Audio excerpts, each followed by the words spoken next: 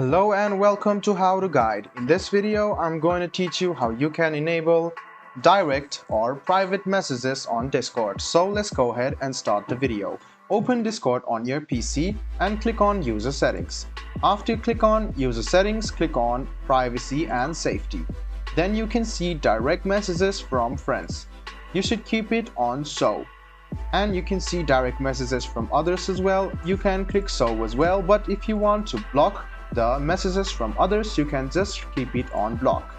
And you can see the server chat channel messages over here. You can enable this as well.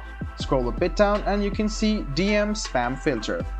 You should keep it on filter direct messages from non-friends. And you can scroll a bit down and you can allow direct messages from server members. Click on yes. And you can also enable messages requests from server members you may not know. So these all are optional, so you can turn on or off at any times. So guys, this is how you enable the private or direct messages on Discord. I hope this video was helpful for you. If you still have any kind of confusion, please do mention us on the comment section down below.